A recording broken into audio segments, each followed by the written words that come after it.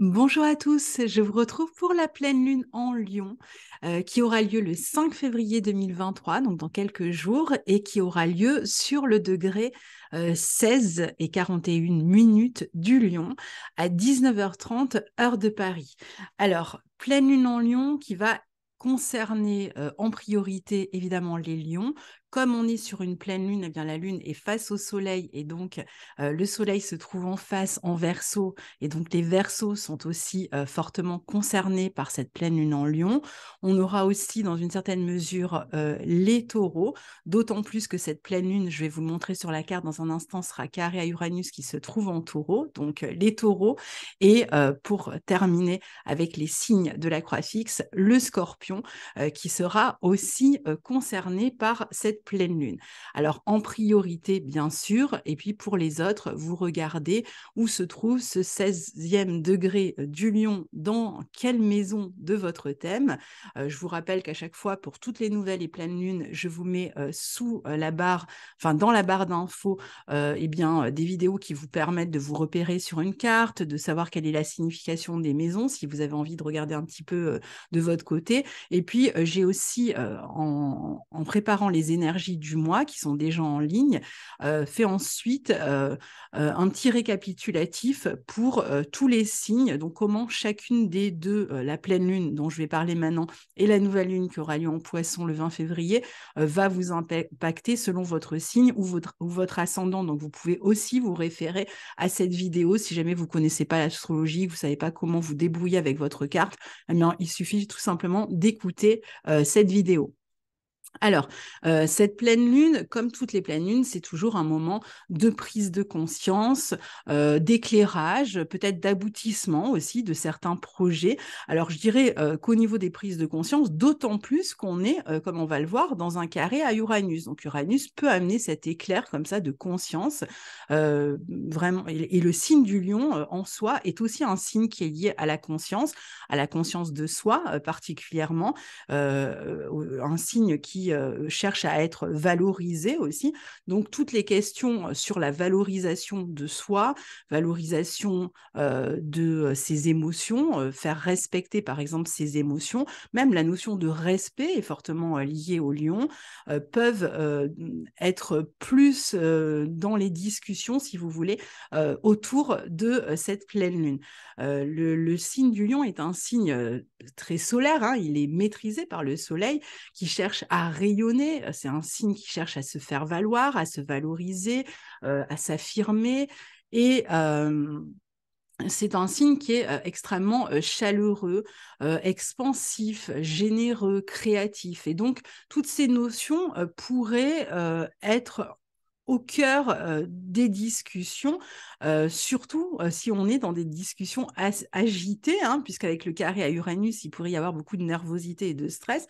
Donc, il peut y avoir cette envie comme ça de valoriser sa créativité, de parler d'un manque de générosité peut-être d'une autre personne qui pourrait éventuellement créer du stress dans une relation, puisque les relations seront fortement touchées par cet aspect-là. Et puis, quand on est dans des pleines lunes, on est aussi dans des périodes où on peut arriver à l'aboutissement de quelque chose. Donc, il peut être aussi question d'aboutir des projets qui sont liés au signe du lion. Ça peut être le début d'une grossesse ou au contraire la fin d'une grossesse, une naissance par exemple, qui pourrait se faire assez rapidement dans l'urgence. Donc, si vous êtes proche du terme, bon ben autour de cette pleine lune, prévoyez quelqu'un pour vous accompagner à la maternité. Et puis, sinon, voilà, ça peut être comme ça assez rapide en fait. On peut finir un travail de longue haleine assez rapidement. On cherche à se montrer plus confiant, on va chercher à être valorisé, on peut l'être par l'extérieur ou chercher à l'être soi-même si on trouve que justement on ne l'est pas. Donc, il y a plus de confiance dans ce signe du lion pour se faire valoir, on est plus sûr aussi.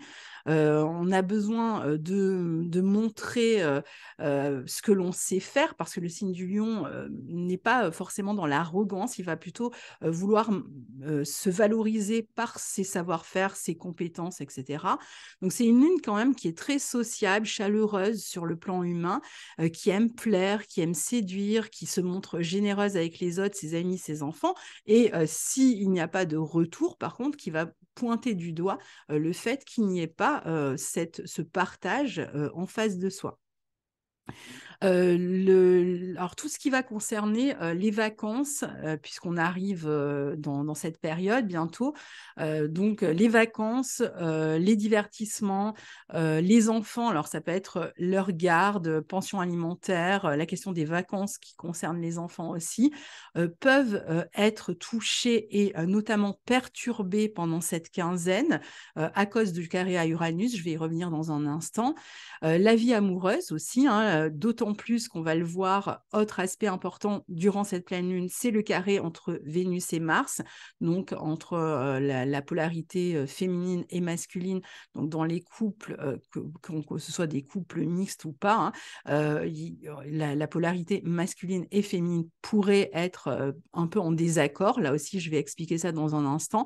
Et sinon, bon, pour tout ce qui va concerner les vacances, les enfants, il pourrait y avoir un petit peu des perturbations par rapport à ce qui était prévu. Alors, ce n'est pas évident parce que disons que on est dans des signes fixes ici, hein. La Lune est en Lion, signe fixe, le Soleil est en Verseau, signe fixe, Uranus est en Taureau, autre signe fixe. Donc, Uranus réclame qu'on s'adapte rapidement à des changements, sauf que les signes fixes ont tendance plutôt à s'accrocher à ce qui est et à ne pas en démordre, à être parfois un peu entêtés.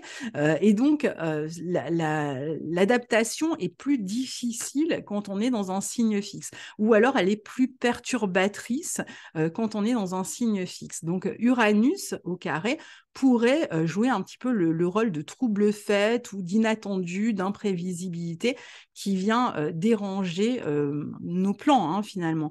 Donc, il faut s'attendre d'une certaine manière à l'inattendu. Si on avait prévu des vacances, peut-être, c'est possible qu'elles soient un peu perturbées. Donc, peut-être prévoyez un plan B au cas où. Ça ne va pas être évident, mais bon, voilà, le Uranus réclame cette promptitude, finalement, de sortir de cette raideur et cette promptitude à s'adapter. Donc, je vais vous montrer la carte avant d'aller plus loin pour que vous puissiez voir par vous-même de quoi je suis en train de parler. Pour ceux qui connaissent, au moins, ils pourront se repérer.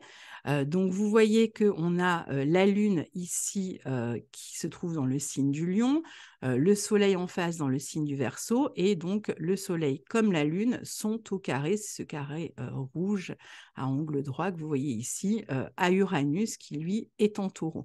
Donc ça, c'est vraiment l'aspect principal en termes d'orbe, hein, c'est-à-dire qu'on est vraiment sur des aspects quasi exacts, hein, même s'ils ne sont pas tout à fait exacts. Et puis, autre aspect important durant cette pleine lune, c'est cette Vénus en Poisson, hein, qui, alors j'ai cliqué dessus, c'est inutile. Donc, cette Vénus en Poisson qui forme un carré à Mars en Gémeaux. Et alors là, pour le coup, on est dans des signes mutables, donc qui vont quand même permettre une forme d'adaptation malgré tout, et finalement qui sont bienvenus quand on a comme ça cette raideur dans les signes. Alors, le lion, je vous disais, c'est aussi l'amour, et comme le soleil dispense ses rayons sans compter, le lion va aimer tout naturellement l'autre. Il veut être aussi respecté. C'est important pour les natifs du lion, pour ceux qui ont une lune en lion, par exemple, dans leur vie amoureuse. Mais c'est vrai qu'avec le carré à Uranus, on peut penser qu'il y a de la brouille dans l'air. Il y a des tensions, il y a quelque chose qui vient un peu perturber ce sentiment de plénitude ou ce don de soi qui vient peut-être faire questionner sur est-ce que finalement on se montre pas un peu trop généreux avec l'autre alors que l'autre finalement pense davantage à soi, à son indépendance, à sa liberté. Est-ce que il serait pas temps aussi peut-être de moins chercher à rallier l'autre à sa cause ou à ses projets, par exemple. On peut penser qu'il y a même d'ailleurs des projets dans la vie relationnelle, contractuelle ou autre, qui peuvent être un petit peu perturbés ici. Et comme je vous disais, c'est renforcé par le carré Vénus-Mars. Donc, c'est vrai que la vie relationnelle est quand même au cœur de ces tensions. Et quand je dis relationnelle, ça va être évidemment la vie amoureuse, mais ça va être la vie relationnelle. Ça peut être avec un parent, avec un patron, avec un enfant. Donc, ça peut se jouer à d'autres niveaux de relationnel que celui de la vie amoureuse. Alors, le carré à Uranus va provoquer donc des tensions, hein. C'est une planète assez électrique qui s'irritent facilement, les choses vont vite. Alors, ce qui est d'intéressant, c'est que ça va vite dans l'irritabilité, mais aussi dans la redescente. Donc, même s'il y a une dispute, ça peut être même une colère hein, qui éclate, d'autant plus que même si c'est en bon aspect, vous voyez, les luminaires sont aussi en aspect de Mars, hein, et Mars en Gémeaux, qui est quand même assez querelleur. Donc, c'est vrai qu'il peut y avoir comme ça la notion un petit peu de colère, de dispute dans une relation parce qu'on ne s'est pas senti respecté, ou au contraire parce qu'on a besoin de respirer, qu'on a besoin de plus de liberté, on a besoin de plus d'indépendance. Mais ça peut provenir aussi d'événements extérieurs et soudains qui viennent troubler et perturber finalement la relation. Donc l'humeur est quand même plus électrique sous un carré d'Uranus, on contrôle moins, en plus on est, si vous voulez, la vie émotionnelle est un peu en dents de scie. Vous connaissez le glyphe pour le Verseau, hein, ça fait comme des petites vaguelettes, les hauts et les bas. Bon, ben, il y a un peu cet aspect-là où on peut être très haut et très bas. Et donc, ça donne ce côté un petit peu électrique, irritable, mais qui peut retomber facilement. Donc, il y a moins de contrôle en même temps, hein, ça jaillit un petit peu comme ça. Et puis, il y a surtout un besoin d'extérioriser, de se rebeller finalement contre toute tentative d'autorité, d'emprise, de manipulation. Et donc, si on se sent pris dans une... Alors, quand je dis manipulation, n'allez pas chercher forcément quelque chose d'important, hein. Des fois, il y a petite manipulation, petite mesquinerie du quotidien. Ça peut se jouer juste à ce niveau-là. Mais du coup, c'est vrai qu'on va avoir besoin peut-être de faire savoir les choses, en tout cas, de les extérioriser, d'extérioriser ses émotions, parce que sinon, si on contient, on devient une véritable cocotte minute ici. Donc, évidemment, soit on va l'exprimer et on peut entrer dans le conflit ou dans la dispute, soit on va utiliser cette énergie pour en faire autre chose. Et donc, le mieux, évidemment, serait de ne pas tomber tout de suite dans le conflit ou dans la dispute, parce qu'il n'y a pas tellement de contrôle des mots ici, donc ça peut aller un peu trop loin. Et donc, si on utilise cette énergie incroyable, je ne sais pas, par exemple, pour en profiter pour faire le ménage de, alors j'allais dire printemps, mais on n'est pas encore au printemps, chez soi, ou terminer un travail dans lequel on a besoin de s'investir, ou enfin voilà, si on en profite ou aller faire un footing, hein, par exemple, bah, on pourra utiliser cette énergie sans tomber justement dans le conflit et peut-être dans le regret ou le remords ensuite d'avoir été trop loin. On va rechercher aussi plus de stimulation dans la relation à l'autre. Donc, ce carré à Uranus, parfois, c'est pas juste le conflit, c'est aussi on a besoin de l'autre d'une certaine manière pour avoir un retour sur soi, et on s'appuie sur l'autre pour se sentir motivé, pour se sentir stimulé. Alors, si l'autre est d'accord pour amener ce côté moteur ou cette stimulation à la relation, pas de problème.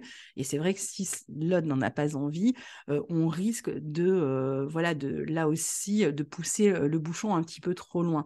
Donc, on va devenir plus nerveux, plus anxieux ou plus irritable.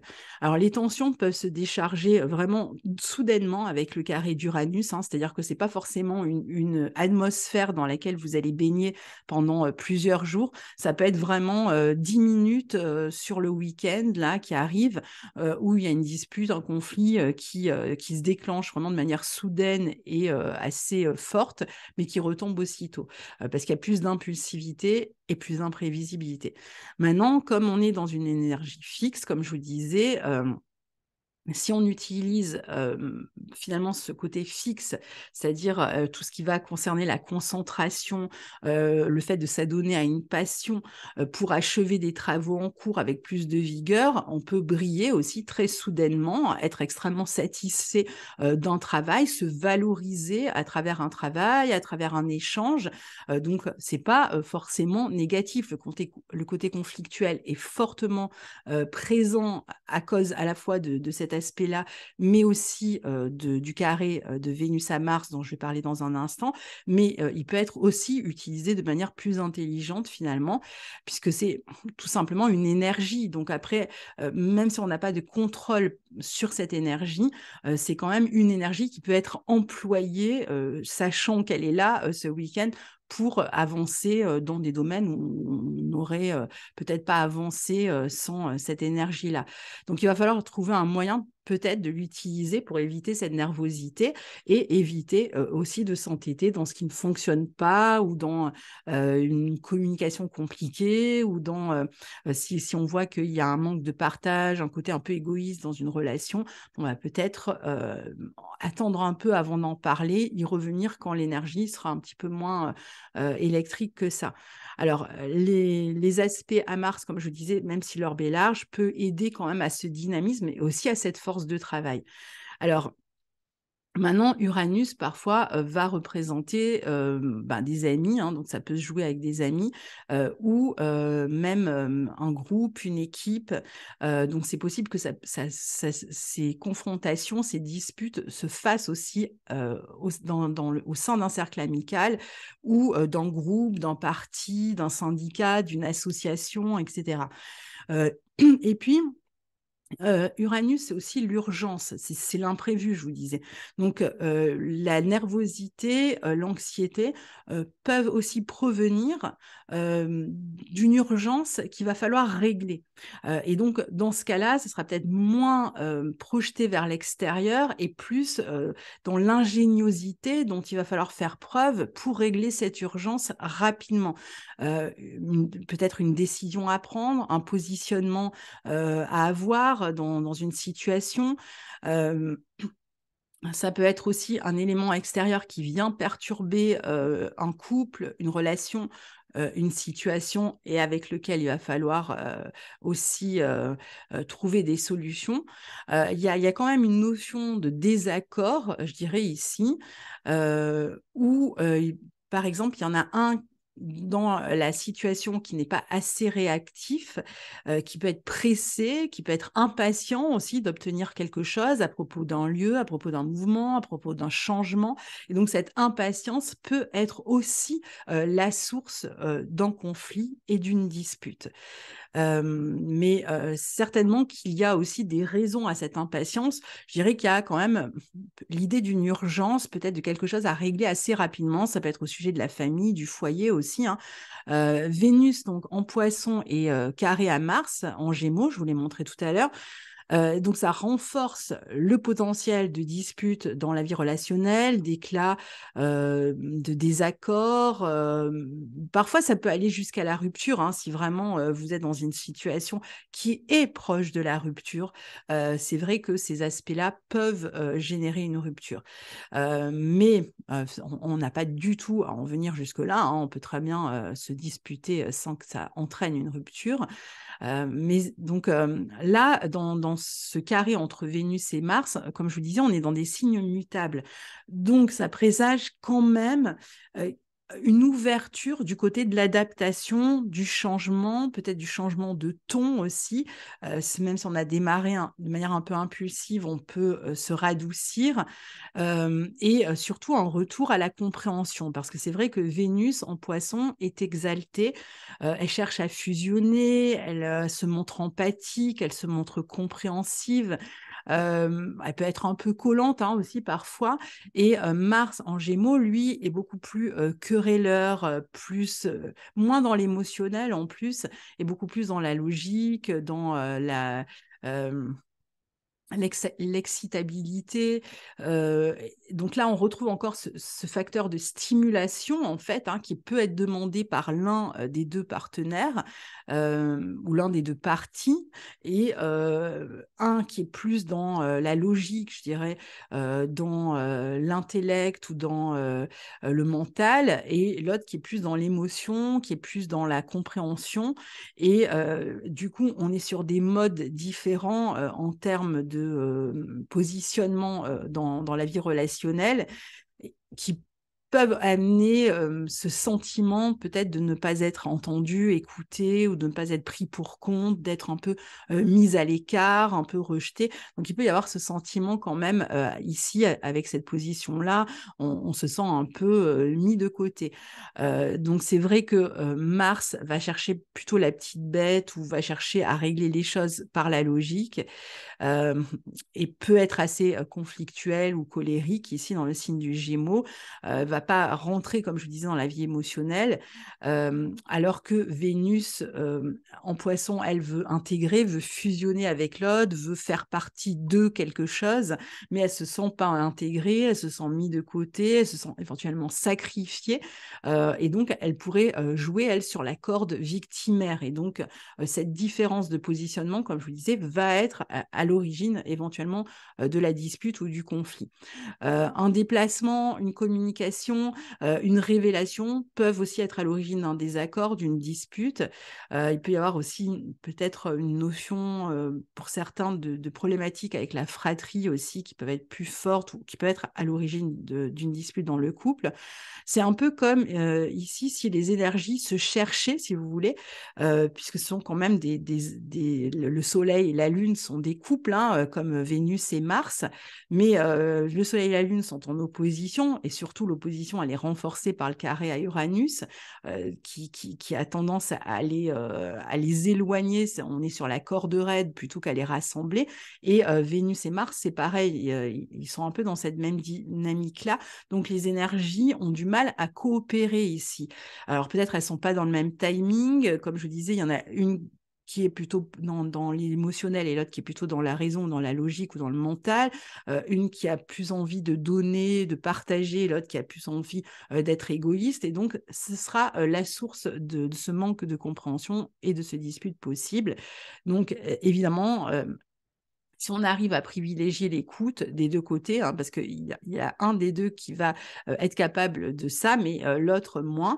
Si on arrive donc, si on est du côté de celui qui est à l'écoute, ben, de rallier l'autre sans jouer sur la corde victimaire, mais à rallier l'autre à ce besoin d'être entendu, écouté, pris en compte, et que celui ou celle qui est plutôt du côté de la logique arrive à faire ce pas vers l'autre, il devrait y avoir une coopération possible.